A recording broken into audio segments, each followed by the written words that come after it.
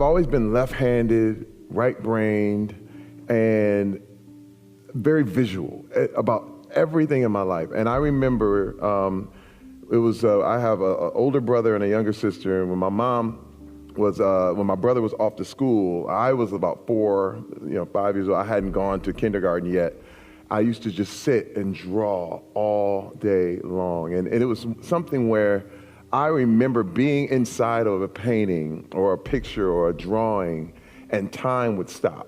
I would be there for I remember starting a drawing or whatever, and it would turn into night. It would be 8 hours have gone by, and it felt like literally 20 minutes. And I got better and better, but this is the deal too, is that I was always disappointed as an artist because it never looked the way I wanted it to look.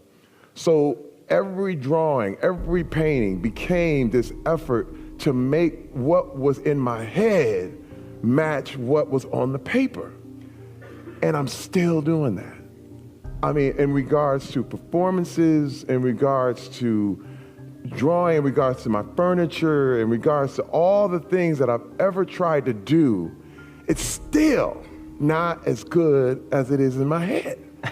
And that's crazy. It's weird, but I think my whole life has been trying to match up with this thing and this vision that I have in my head. And I don't think I'll ever get there, but it's fun to try. So after spending 7 years studying the world's most successful people, I realized while on the surface, Maya Angelou and Steve Wozniak might be completely different.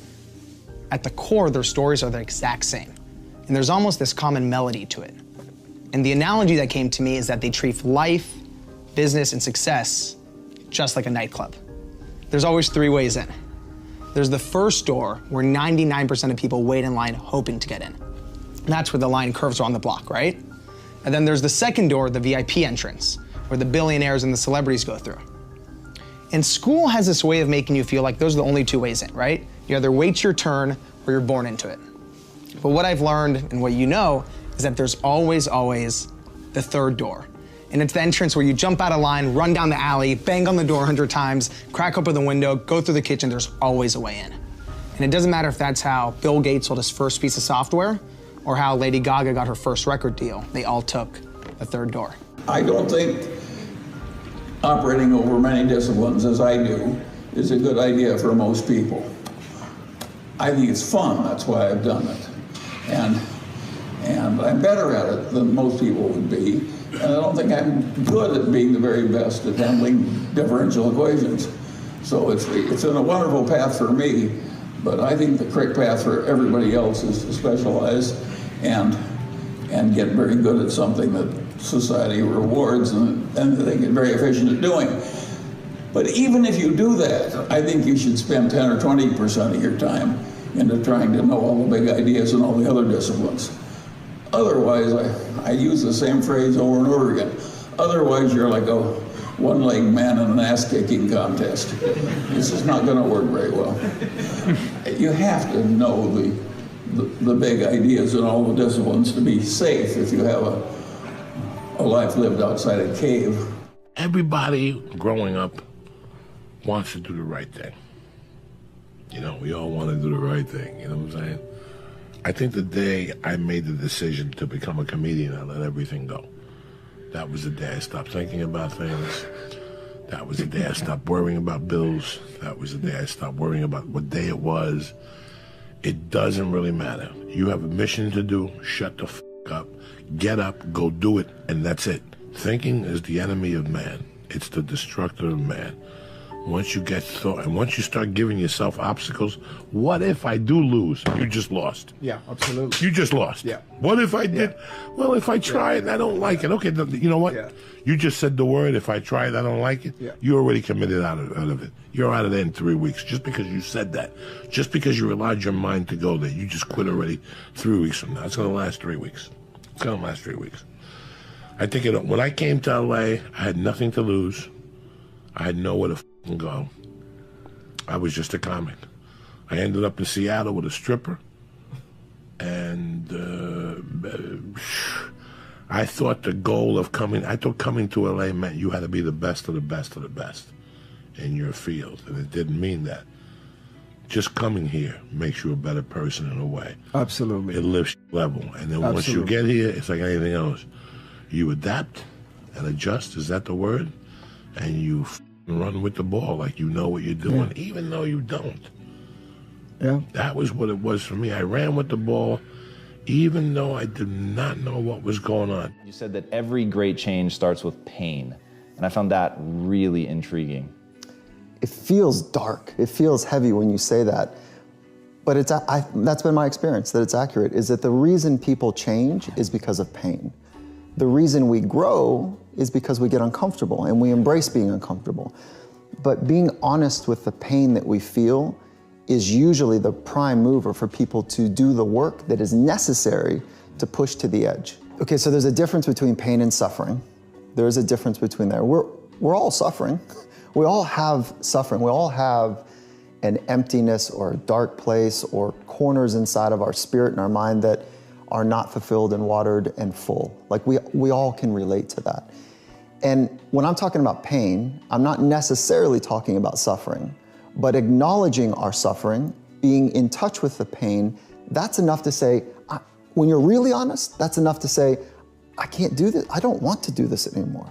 Like, this is not the person I want to become and be on a regular basis.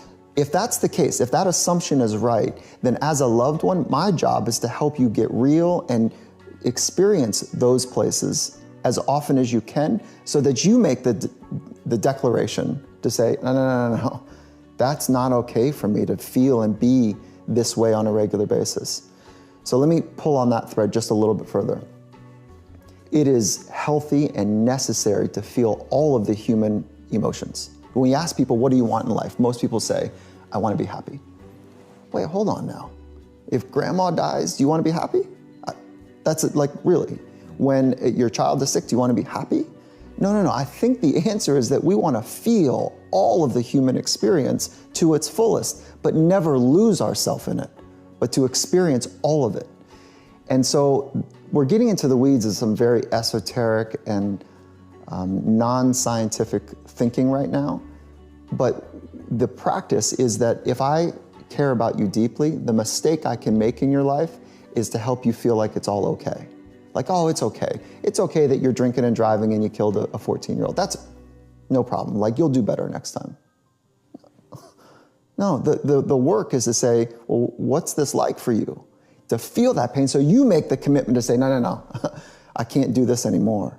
And that's when it becomes really real. You're gonna play big, say big. Big. You're gonna play huge, say huge. Huge. You're gonna play ginormous, say ginormous. But first, take baby steps. You're gonna eat the elephant, but take one small bite first, chew it good. Right? We want so much so fast. My grandmother says baby, she starts every sentence with baby. I'm sure it's because she cannot remember all of our names. She said, baby, the best things you'll ever have from grandma will never come from the microwave. They always come from the oven. And I was like, I think somehow she's trying to give me a lesson here. And I realized that the best things that you're gonna create are gonna take time. Build it on cement, not sinking sand. You're gonna get tons and tons and tons of tools here. And you're gonna wanna fast forward. But when you fast forward, you build it on plexiglass, you build it on styrofoam, you build it on wood, you wanna build it on cement. Your dream is important enough to outlive you. Yes, yes? And so I realized that you can't Google download resiliency. You can't Google download tenacity. You can't Google download forgiveness. They're some of the best qualities and characteristics that's gonna take you a long way that you need to invest time in and energy in and intention in. You don't just get patience. I want patience, I'm waiting for patience. Somebody's gonna piss you off tomorrow. And now you get to test if you have patience. I realized that as I wanted to develop me, I had to be willing to climb, and I wanted to get to the top, and there's no elevator to the top. I gotta do my squats. I gotta work on my quads and my hamstrings and my calves, because I gotta climb to the top. We gotta climb. You have to have an emotional investment in what you're doing. If you don't love what you're doing, failure is pretty much guaranteed. Success is not guaranteed by any means, but failure is much more likely if you don't love what you're doing. You know, one of the things that I do is I question a lot of things. And you can do that in a good way and in a bad way, but hopefully if you try to get people to motivate why they're doing something and their way of thinking, you know, the worst thing you can end up with is a situation where you get told, well, this is the way it's always been. That's the worst ever. That's a non-answer. Instead, ask yourself, you know, given everything we have today, is there a way we can make this better? When it comes to changing the world, what I learned from Steve Jobs is, if you believe in a Macintosh, if you believe in iPhone, iPod, iPad, if you believe enough, then you will see it. Because other people will believe in it. Other people will create software. Other people will create products. So you need to foster the belief in what you are dreaming so that it becomes a reality, which is very different than saying, I don't expect anybody to believe it until I see it. You need people to believe it before they can see it. There were other things that I probably should have done, not from my perspective. I mean, from my point of view, I did the right things. Every film that I've done, I'm happy that I made that choice. I don't have any regrets whatsoever.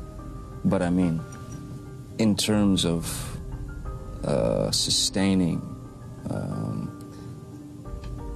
box office, you know, bankability, I should have done a few other things that I didn't do, but I'm glad I didn't do them, maybe. You know. Because it wouldn't have been you?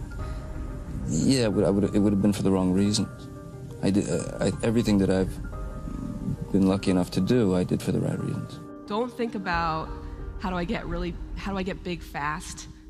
That will happen if you actually build something super meaningful and super important. So don't think about, you know, what is the quickest way to success? Think about what is the best way to building something important that the world really needs. Like, you don't have to be the best, but you have to be dangerous, right?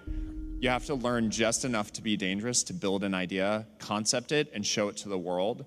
And then it turns out there are lots of other people, including all 170 employees that work at Instagram, who are much better at doing all that stuff than I am. But you need to find people who can, you know, be drawn to the idea that you build, and then they end up taking it and making it even better. That I have to want this to exist in the world. I have to not, so it's a similar rule, just say, if this was successful and I had nothing and I was not involved and I got no money off it or would I want it to do well? And that's a great check, I think, to know if you really feel good about the idea and can be passionate about it. This little idea explains why some organizations and some leaders are able to inspire where others aren't. Let me define the terms really quickly. Every single person, every single organization on the planet knows what they do, 100%. Some know how they do it, whether you call it your differentiating value proposition or your proprietary process or your USP. But very, very few people or organizations know why they do what they do. And by why, I don't mean to make a profit. That's a result. It's always a result. By why, I mean what's your purpose? What's your cause? What's your belief? Why does your organization exist? I say to my girls all of the time that your real work is to figure out where your power base is and to work on the alignment of your personality, your gifts that you have to give, with the real reason why you're here. That's the number one thing you have to do, is to work on yourself and to fill yourself up and keep your cup full. Keep yourself full. Now, I used to be afraid of that.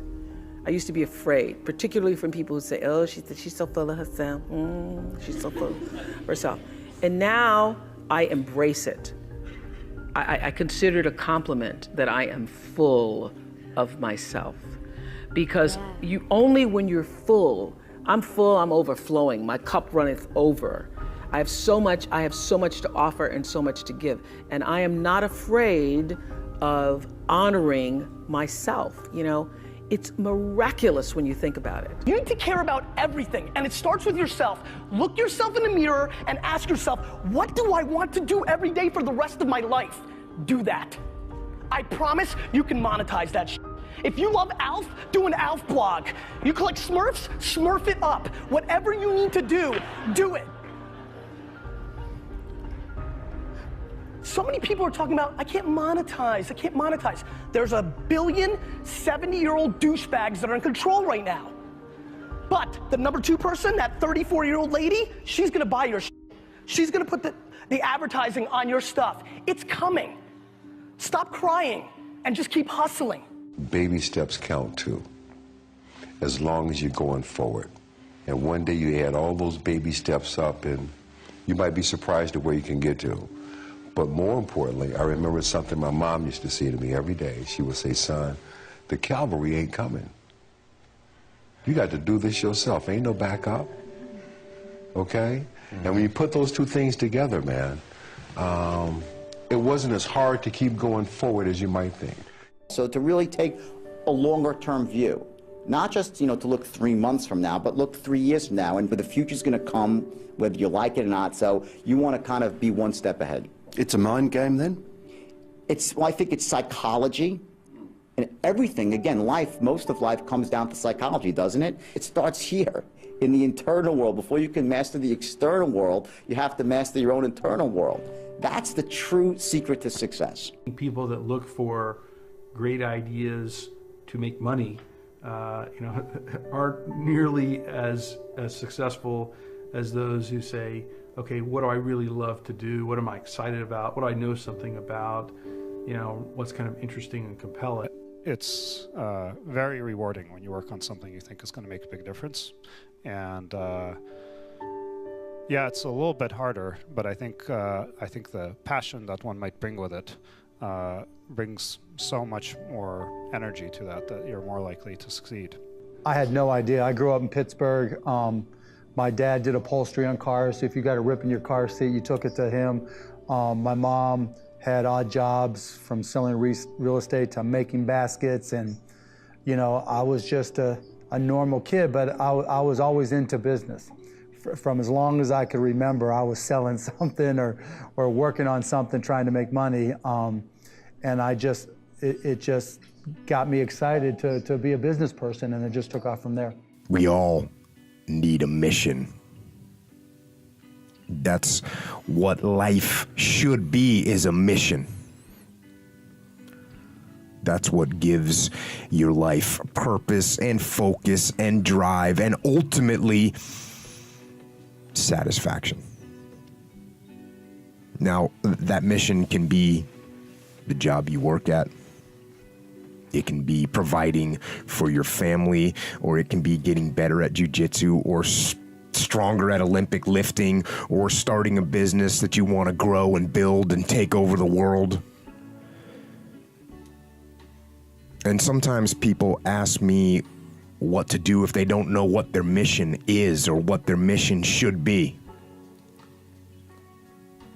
And I tell them, if they're in that situation, to go help someone. Go help someone else. Make that your mission.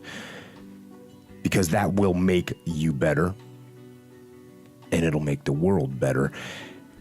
And eventually from that, you'll see what your mission is. So just go and do it, try, learn from it. You'll fail at some things. That's a learning experience that you need so that you can take that on to the next experience.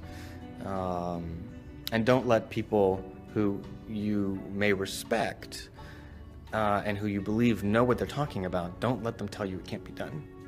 Because often they will tell you it can't be done, and it's just because they don't have the courage to try it. Ben Graham in his low teens looked around and he looked at the people he admired, and he said, I want to be admired, so why don't I just behave like them? And he found there was nothing impossible about behaving like them. And similarly, he did the same thing on the reverse side in terms of getting rid of those qualities. From the time I was 7 years old, every Saturday I would go for 4 hours of acting class every Saturday. Whoa.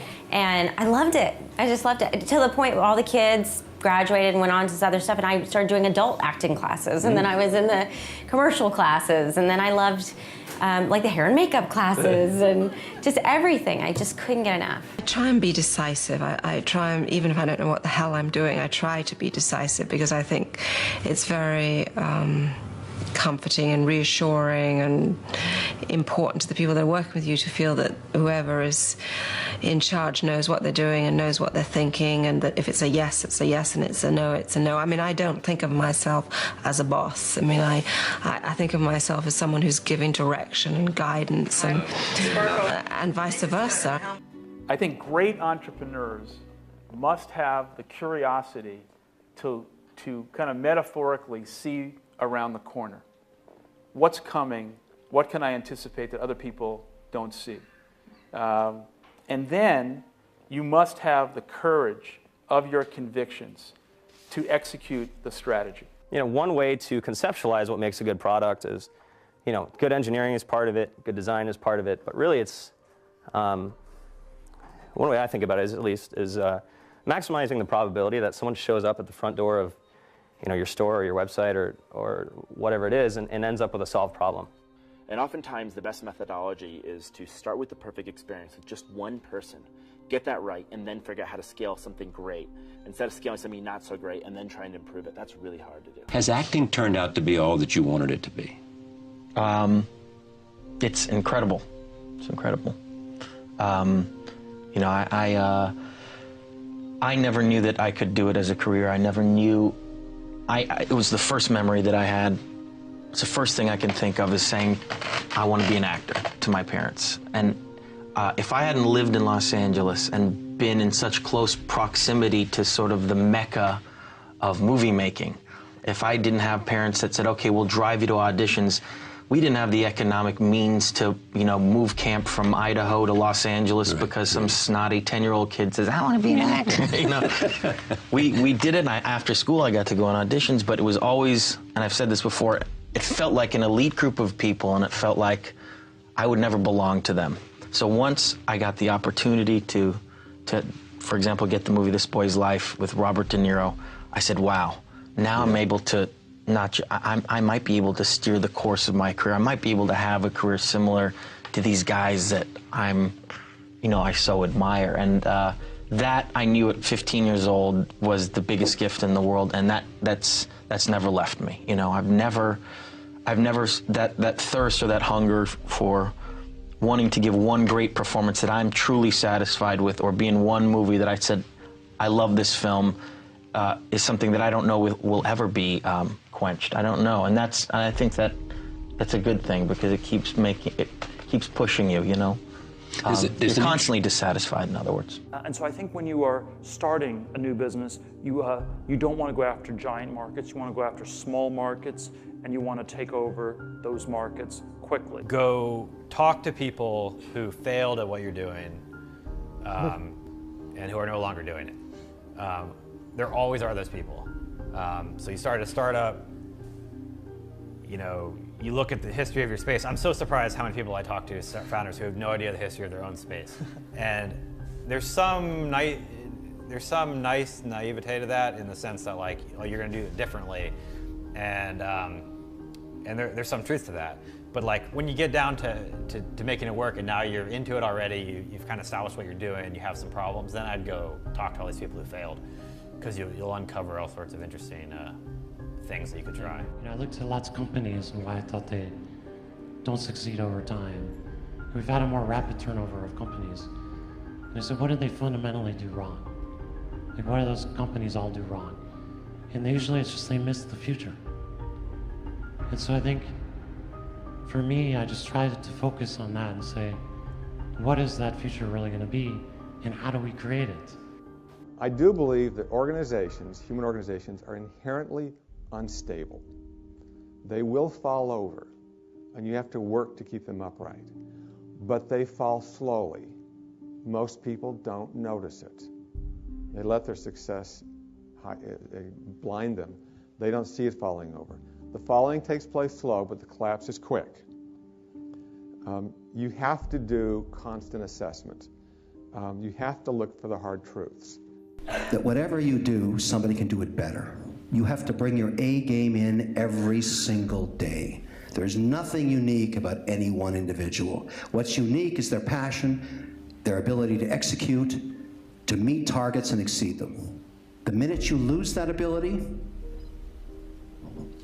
it capitalism, you're gone. It's a fair trade. The engine that makes you rich can take it all away from you. There are no guarantees. I think that's incredibly important. There's a lot of conventional wisdom out there, built up over time and built through all the learnings from all the companies. And this may be fully applicable to most of the companies out there. But before it's applied to your organization, I highly recommend that you question it, because it could be absolutely fatal for your success. I've learned and experienced is that, you know, if you don't open up and you don't delegate, then you'll kill yourself. And if there's one thing that I've managed to understand, it's the art of delegation, because if I can pass on, you know, to Claire Smith, to Arian, my palette, my understanding, my knowledge, then grab it, run it, and then pass it on to your team. Don't hold that inside. I was with a bunch of other investors who I respect, and they brought me a deal, and I wanted to be part of it, but it didn't feel right. And I wrote millions of dollars on that one, and it just didn't feel right, and I lost it all within 2 years. So should investors trust their gut then? Absolutely, and trust your gut. But what about, you said earlier, don't be emotional, and sometimes the gut is No, emotional. this is a barometer of risk. It's something internalized for an investor that says, I don't feel comfortable. It's not about emotion, it's just don't write that check. That was recently the first time I didn't listen to that, and I lost everything. So now my radar is up. I listen to my gut. It's not an emotion, it's an index of risk. And you get it as you age. You become a better investor every year. If only I could live to 200, I'd be really good. Many kids and many grown-ups do figure out over time what their passions are. And sometimes we let I don't think it's that hard. I think what happens though sometimes is that we let our intellectual selves overrule those passions. And so that's what needs to be guarded against. Compassion for yourself, of course, is as important as compassion for others. When you, often I get asked questions like people who did something that they now realize was deeply wrong in the past. Sometimes people ask questions about they brought up their children in a way that they now realize was not very conscious, and so that they may have caused suffering to their children, or other people find they have caused suffering to loved ones and they now realize that what they did was wrong. And again, I say this is an example where you need to be compassionate with yourself, because no human being can act beyond their level of consciousness. So that was your level of consciousness at the time, and you could not go beyond that. And again here, to make demands upon yourself, up to a point it might be a good thing to if you, as long as you enjoy it, it's a wonderful thing. When the enjoyment of what you're doing is lost, then you have to be careful, because there you have to come to a stop and say, okay, there's something here that's not right, because I'm no longer enjoying what I'm doing. You already know who you are. And that piece that we're after lies somewhere beyond personality. Your need for acceptance can make you invisible in this world. Don't let anything stand in the way of the light that shines through this form. Risk being seen in all of your glory. As soon as I got off the phone call with him, and then also when he said, it's not in the picture now, but I think it'd be great if Dallas danced at the end, and my heartbeat went up on the phone, and I started breaking a cold sweat, like going, no, that's not. And as soon as I went, oh no, that's not that, the other devil in my ear said, I dare you, dude. And I just went, of course. I think, yes. Because I immediately noticed, if you don't, you're wussing out, dude. Are you kidding me? You will forever regret. You have to. So as soon as I got over that, I was like, well, that's inevitable. I'm doing it. Now, I got to bust my ass to go do it the best I can. And a lot of fear in that. I mean, that was, yeah, that was some majorly good anxiety and fear. And then, now I'm saying by that time, now everything, my choices from that phone call on were, anything I was nervous about, you have to go, f it. No, dude, go. all the way, go, meet midnight. Yes, can y'all meet for another choreograph session? 8 a.m. Sunday morning, do you got an hour? I'm gonna go stand in the mirror. My wife's over there watching, reading something. I'm gonna stand in the mirror and I'm gonna practice a move. This is really embarrassing. Well, too bad, man. Do it in the mirror right now, because the less embarrassing that gets, hopefully the more comfortable you'll be when you're out there in front of 80 people and a bunch of cameras. And one thing you do when you go out there, don't come up short. Go all the way. So when we see a kid with a lemonade stand, it's different than when we see a vending machine selling lemonade, even if it's exactly the same product, because the story around it is what people are paying for. So when I meet small business people, all I ask them is not what's their balance sheet, but what's their story. Why should I pick you? Why do I care about what you're doing? And if you start giving me all this inside baseball statistics about why you're 2% better than some other competitor, I'm already glazed over, because that's not part of the way I see the world. But what you really need to do is think about what is the smallest possible test that I can run for this idea, for this concept, for this theory, get it out there and get customers using it. Because your customers are going to be the ones to tell you if it's really working or not. If you're not utilizing an online community, then you're at a disadvantage to those who are. You can be asking online communities what they think about your ideas, or if they have any advice with what you're working on.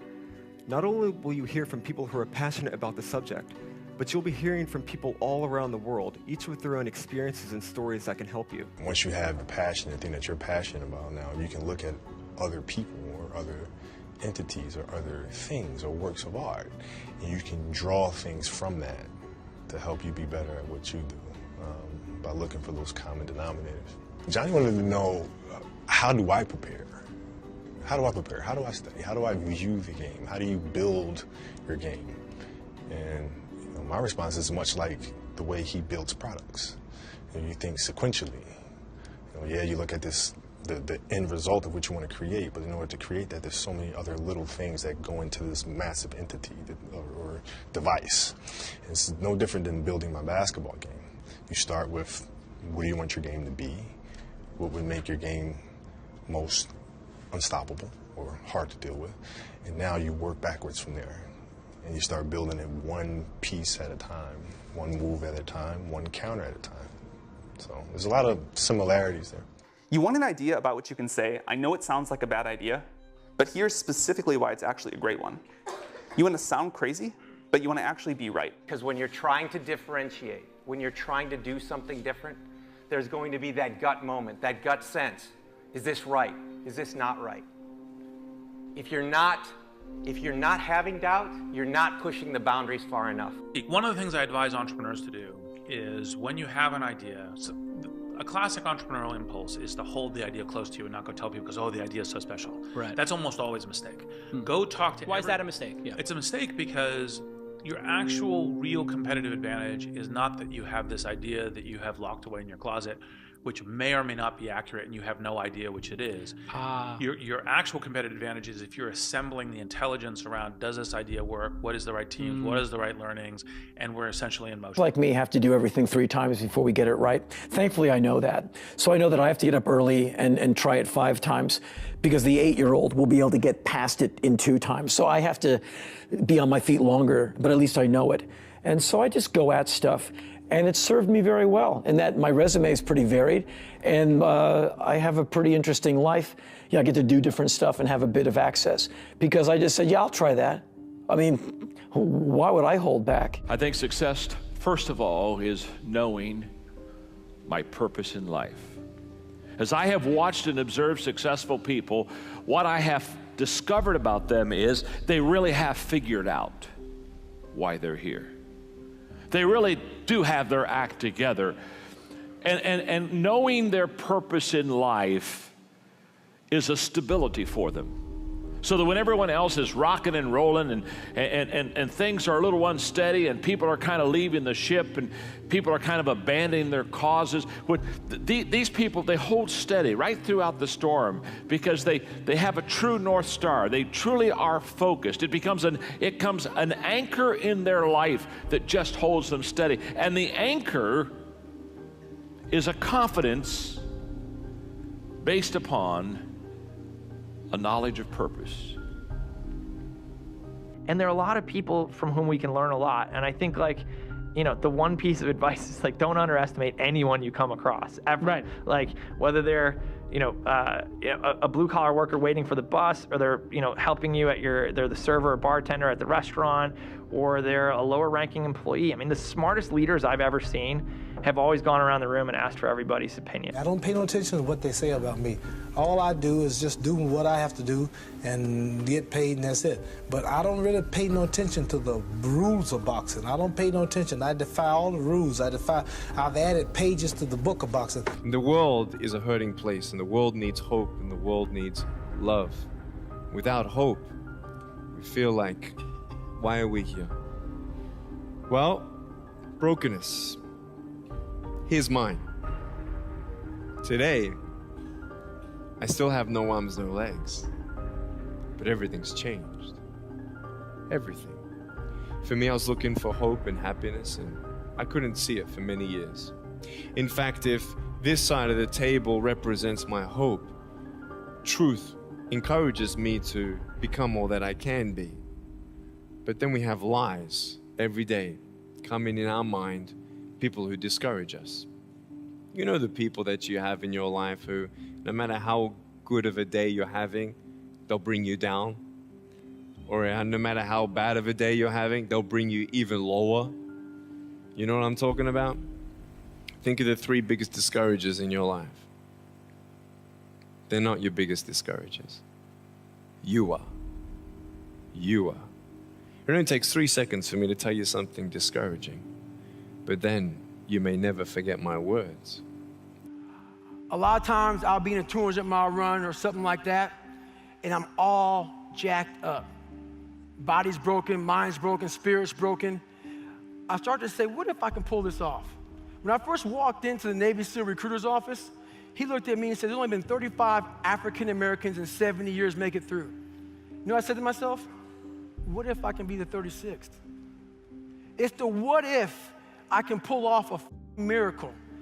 What if I can become someone that no one thinks I can be? And just me talking about that, I have the hair going up on my arms because it makes me just like, what if I can be that guy that people who call nigger and this and that, and now I'm speaking at Tom Ferry's event. It's so hard. I thought doing this research, I thought going into it, there were authentic people and inauthentic people. Mm-hmm. I did not find any evidence of that at all. What I found is authenticity is a practice, and you choose it every day, sometimes every hour of every day. And it's a practice. It's not, I just wake up and, hey, I'm authentic. Well, for me, I mean, yeah, you visualize where you want to be and what you want to accomplish, and you kind of get lost in the process of day-to-day, grinding it out and working, pulling on ours if you have to. It's just about not losing vision and not losing sight of what you're trying to accomplish, no matter what hurdles you have to go through. So I think that kind of relates to whatever you're doing, whatever major you've chosen or what you're interested in. So for me in basketball, and it's about visualizing, whether you write it down, put it on the wall, do something, what your goals are, and get lost in the process of day-to-day grind, day-to-day getting better every single day. Asking questions, aligning yourself with people that have been through it before, that are experienced, and leaning on that advice, and just trying to outwork the next person, and that's the biggest thing. How do you think about making a decision when everyone tells you this is a crazy idea? Or where do you get the internal strength to do that? Well, first of all, I'd say I actually think I feel fear quite strongly. So it's not as though I just have the absence of fear. I feel it quite strongly. But there are just times when something is important enough, you believe in it enough, that you do it in spite of the fear. So speaking of important things, like people shouldn't think people shouldn't think, well, I feel fear about this and therefore I shouldn't do it. It's normal to feel fear. Like there'd have to be something mentally wrong if you didn't feel fear. So you just feel it and let the importance of it drive you to do it anyway. Yeah, actually something that can be helpful is fatalism, to some degree. If you just accept the probabilities, then that diminishes fear. when starting SpaceX, I thought the odds of success were less than 10%. And I just accepted that actually probably I would just lose everything. But that maybe would make some progress. If we could just move the ball forward, even if we died, maybe some other company could pick up the baton and keep moving it forward, so that would still do some good. Yeah, same with Tesla. I thought the odds of a car company succeeding were extremely low. Most startups that fail do it ultimately because they did not make something that people wanted. They made something that, that they thought people would want, but they were either in denial about it, whether it was actually any good, or somebody else came along and made something that people wanted even more. And so it's not just about doing focus groups, it's not just about double checking your vision, it really is about integrating this concept of testing our ideas rigorously throughout the product development process, throughout the marketing process, even as we scale up. The hardest thing to do is start. You have all these ideas and everyone has an idea, but it's really about executing the idea and building the idea and attracting other people to help you work on the idea. That is the biggest challenge. But the way to begin is to get the idea out of your head, draw it out, talk about it, program it if you're a programmer, or make it if you're building something. And so when we're coming up with ideas, we always ask ourselves, what kind of new market is this creating? And then also what part of my day and what problem is it solving? And so I've gone as far as taking an entire catalog of my day from the moment I open my eyes and writing down every single thing I do. And then asking myself, is there something here? Don't necessarily think that you have to have the home run and the huge Apple computer on your first start. I spent a long time in my life with skills just building little devices for fun. For fun is one of the key things, because that drives you to think and think and think and make it better and better and better than you ever would if you're doing it for a company. Build things at first for yourself that you would want. First of all, you have to treat yourself like you matter, because if you don't, then you don't take care of yourself, and you become vengeful and cruel, and you take it out on people around you, and you're not a positive force. None of that's good. So you suffer more, and so does everyone around you. And there's a malevolence that enters into it. None of that's good. So that's what happens if you don't treat yourself like you matter. And then, what happens if you don't treat other people like they matter? Well, you lie to them, you cheat them, you steal, you enter into impulsive relationships with them. They can't trust you. That doesn't go anywhere. They don't like you. You end up alone at best, and maybe incarcerated at worst. That doesn't work.